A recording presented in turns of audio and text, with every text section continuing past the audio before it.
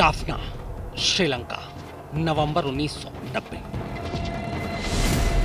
घने जंगलों के बीच एक आतंकी ठिकाने में प्रभाकरन बैठा था। उसके साथ बैठे थे उसके 4 साथी, बेबी सुब्रमण्यम, मुथुराजा, मुरुगन और शिवरासन। एक बड़ी साजिश बन रही थी।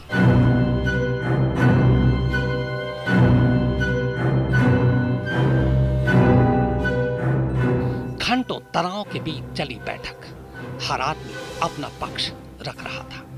बेहद गोपनीय इस बैठक में तनाव इतना था कि हवा भी बम की आवाज की तरह लग रही थी। उमस और गर्मी के बीच प्रभाकरन बहुत तेजी से सुन और बुन रहा था। आखिर साजिश पूरी हो गई। प्रभाकरन ने राजीव गांधी की मौत के प्लान पर मुहर लगा दी। प्लान को पूरा करने की जिम्मेदारी 4 लोगों को सौंपी गई। बेबी सुब्रमण्यम, लिट्टे, आइडियोलॉग, हमलावरों के लिए ठिकाने का जुगाड़।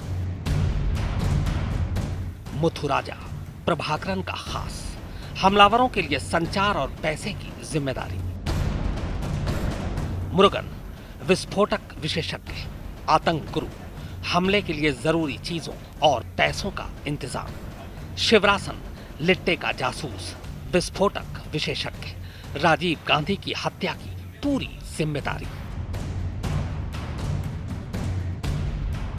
बेबी सुब्रमण्यम और मुथुराजा चेन्नई में सीधे शुभा न्यूज फोटो एजेंसी पहुंचे। एजेंसी का मालिक शुभा सुब्रमण्यम इलम समर्थक था।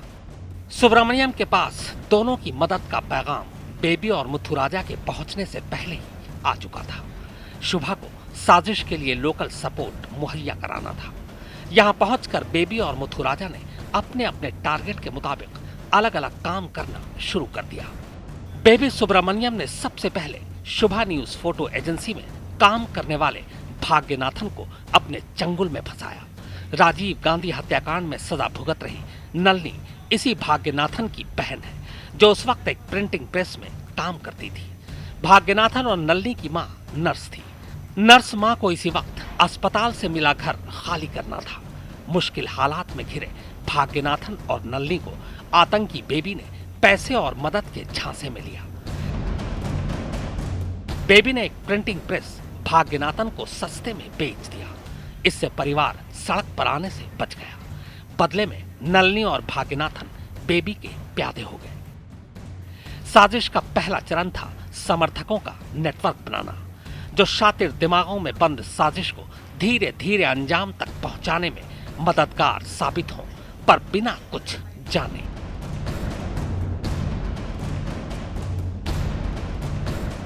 रविशंकरन और हरिबाबू दोनों शुभा न्यूज फोटोकॉपी एजेंसी में बतौर फोटोग्राफर काम करते थे। हरिबाबू को नौकरी से निकाल दिया गया था। मुथुराजा ने हरिबाबू को विज्ञानेश्वर एजेंसी में नौकरी दिलाई। श्रीलंका से बालन नाम के एक शख्स को बुलाकर हरिबाबू का शागिर्द बनाया। इससे हरिबाबू को काफी पैसे मिलने लगे और उसका झुकाव मुथुराजा की तरफ बढ़ने लगा। मुथुराजा ने एहसान के बोझ तले दबे हरिबाबू को राजीव गांधी के खिलाफ खूब भड़काया कि अगर वो 1991 के लोकसभा चुनाव में जीतकर सत्ता में आए तो तमिलों की और बुरी हालत होगी। राजीव की हत्या के लिए साजिश की एक एक ईंट जोड़ी जा रही थी। श्रीलंका में बैठे मुरुगन ने इस बीच जय कुमारन और रॉबर्ट पायस को चेन्नई भेजा। ये दोनों प्रूर के सावेरी नगर एक्सटेंशन में रुके। यहाँ जय कुमारन का जीजा लिट्टे बम एक्सपर्ट अरिवेयु पेरुलिबालन 1990 से छुपकर रह रहा था। इन दोनों को श्रीलंका से चेन्नई भेजने का मकसद था अरसे से चुपचाप पड़े कंप्यूटर इंजीनियर और इलेक्ट्रॉनिक एक्सपर्ट अरिवेयु पेरुलिबालन को साजिश में शामिल करना, ताकि वो हत्या का औजार बम बना सके। आगे चलकर पोरूर का यही घर राजीव गांधी हत्याकांड के प्लान का हेडक्वार्टर बन गया। यहीं से चलकर पूरी साजिश श्री पेरुम्बदूर तक पहुंची थी। मुरुगन ने चेन्नई पहुंचकर बहुत रफ्तार में साजिश को अंजाम की ओर लाने की कोशिश तेज की। मुरुगन के इशारे पर जय कुमारन और पायसा, नलिनी भाग्यनाथन बेबी मुथुराजा के ठिकाने पर पहुंच गए। राजीव विरोधी भावनाएं लोगों के दिमाग में भरी जाने लगी। पोरूर ही राजीव गांधी की हत्या की साजिश का कंट्रोल रूम बन गया। शिवरासन के पोरूर पहुंचते ही जाफना के जंगलों की साजिश का जाल पूरा हो गया। शिवरासन ने कमान अपने हाथ में ले ली। बेबी और मुथुराजा को श्रीलंका वापस भेज दिया गया। चेन्नई में नलिनी, मुरुगन और भाग्यनाथन के साथ शिवरासन ने मानव बम खोजना शुरू किया, पर वो नहीं मिला। शिवरासन ने आरिवेयू पेरोली बालन के बम की डिजाइन को चेक किया। शिवरासन खुद अच्छा विस्फोटक एक्सपर्ट था। सारी तैयारी को मुकम्मल देख मानव बम के इंतजाम में शिवरासन फिर समुद्र के रास्ते जाफना वापस गया। वहां वो प्रभाकरन से मिला।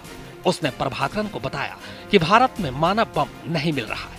इस पर प्रभाकरन ने शिवरासन की चचेरी बहनों धनु और शुभा को उसके साथ भारत के लिए रवाना कर दिया। धनु और शुभा को लेकर शिवरासन अप्रैल की शुरुआत में चेन्नई पहुंचा। धनु और शुभा को वो नलिनी के घर ले गया। यहां मुरुगन पहले से मौजूद था। शिवरासन ने बेहद शातिर तरीके से पायस, जयकुमारन, बम डिजाइनर अरिवियो को इनसे अलग रखा और खुद पोरूर के ठिकाने में रहता रहा। वो वक्त वक्त पर सबको सही कार्रवाई के निर्देश देता था। अब चेन्नई के 3 ठिकानों में राजीव गांधी हत्याकांड की साजिश एक साथ चल रही थी। शिवरासन ने टारगेट का खुलासा किए बिना बम एक्सपर्ट अरवी से एक ऐसा बम बनाने को कहा जो महिला की कमर में बांधा जा सके। शिवरासन के कहने पर अरवी ने एक ऐसी बेल्ट डिजाइन की जिसमें 6 RDX भरे ग्रेनेड जमाए जा सके। हर ग्रेनेड में 80 ग्राम C4 RDX भरा गया। हर ग्रेनेड में 2 मिलीमीटर के 2800 स्प्लिंटर थे। सारे ग्रेनेड को सिल्वर तार की मदद से पैरेलल जोड़ा गया। सर्किट को पूरा करने के लिए 2 स्विच लगाए गए। इनमें से एक स्विच बम को तैयार करने के लिए और दूसरा उसमें धमाका करने के लिए था। और पूरे बम को चार्ज करने के लिए 9 mm की बैटरी लगाई गई। ग्रेनेड में जमा किए गए स्प्लिंटर कम से कम विस्फोटक में 5000 मीटर प्रति सेकंड की रफ्तार से बाहर निकलते, यानी हर स्प्लिंटर एक गोली था। बम को इस तरह से डिजाइन किया गया था कि RDX चाहे जितना कम हो, अगर धमाका हो तो टारगेट बच न सके, और वही हुआ भी। अब शिवरासन के हाथ में बम भी था और बम को अंजाम तक पहुंचाने वाली मानव बम धनु भी। इंतजार था तो बस राजीव गांधी का, पर इससे पहले वो अपनी साजिश को ठोक बजाकर देख लेना चाहता था। आपकी नजरों के सामने ये बेहद अहम वीडियो है जो केवल आज तक के पास है। ये 1991 में आम चुनाव के दौरान चेन्नई के मरीन बीच में हुई रैली का वीडियो है। इस वीडियो में शिवरासन अपने टारगेट राजीव गांधी से महज 25-30 फीट की दूरी पर साफ देखा जा सकता है। जयललिता और राजीव की इस रैली में शिवरासन राजीव की सुरक्षा का जायजा लेने पहुंचा था। यहां उसने राजीव की जनता से खुलकर मिलने और लचर सुरक्षा की खामियों को भांप लिया। लोकसभा चुनाव का दौर था। राजीव गांधी की मीटिंग 21 मई को श्री पेरम्बदूर में तय हो गई। शिवरासन ने पलक झपकते ही तय कर लिया कि 21 मई को ही साजिश पूरी होगी। 20 मई की रात शिवरासन नलिनी के घर रैली के विज्ञापन वाला अखबार लेकर पहुंचा और तय हो गया कि अब 21 को ही साजिश पूरी होगी। नलिनी के घर 20 मई की रात धनु ने पहली बार सुरक्षा एजेंसियों को चकमा देने के लिए चश्मा पहना। शुभा ने धनु को बेल्ट पहनाकर प्रैक्टिस करवाई और श्री पेरम्बदूर में किस तरह साजिश को अंजाम तक पहुंचाना है, इसकी पूरी तैयारी मुकम्मल कर ली गई। सभी पूरी तरह से शांत और मकसद के लिए तैयार थे। 20 मई की रात को फिर सभी ने साथ मिलकर फिल्म देखी और सो गए। सुबह हुई तो 5 लोग शिवरासन, धनु, शुभा, नलिनी और हरि बाबू साजिश को पूरा करने के लिए पूरी तरह से तैयार थे। श्री पेरम्बदूर में रैली की गहमागहमी थी। राजीव गांधी के आने में देरी हो रही थी। बार बार ऐलान हो रहा था कि राजीव किसी भी वक्त रैली के लिए पहुंच सकते हैं। पिछले 6 महीने से पक रही साजिश अपने अंजाम के बेहद करीब थी। एक महिला सब इंस्पेक्टर ने नलिनी को राजीव गांधी से दूर रहने को कहा, पर राजीव गांधी ने उसे रोकते हुए कहा कि सबको पास आने का मौका मिलना चाहिए। उन्हें पता नहीं था कि वो जनता को नहीं, मौत को पास बुला रहे। नलिनी ने माला पहनाई, पैर छूने के लिए झुकी और बस साजिश पूरी हो गई। सुरक्षा में खामी थी, यह सच है, पर उससे बड़ा सच यह है कि आखिर लिट्टे राजीव गांधी को मारने के लिए इस कदर उतारू क्यों था।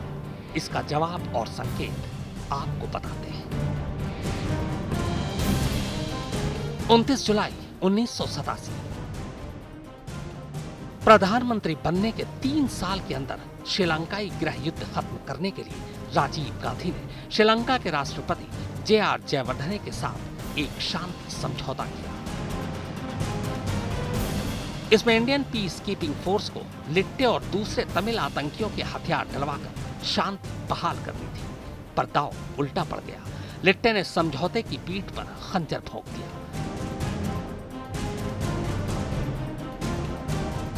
समझौते की शाम श्रीलंकाई नौसैनिक विजिता रिहाना ने राजीव गांधी पर हमला कर दिया।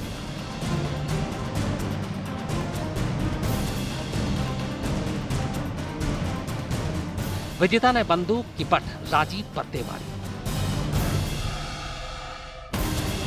बाल बाल बच गए थे राजीव। बंदूक में गोली होती तो शायद उसी दिन राजीव गांधी न बचते। साफ था, समझौते ने श्रीलंकाई तमिलों में राजीव गांधी के खिलाफ नफरत भर दी थी।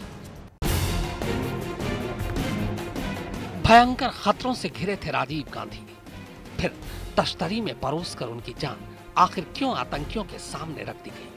जांच दल के मुखिया की माने तो केंद्र सरकार को इल्म ही नहीं था कि राजीव को किसने मार दिया।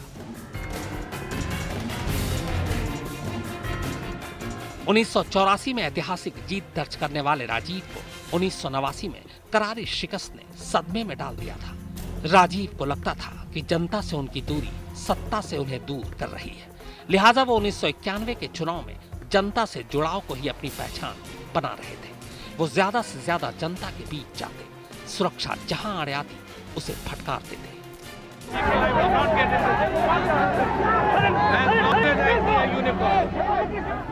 मैं जनता पर अविश्वास नहीं कर सकता।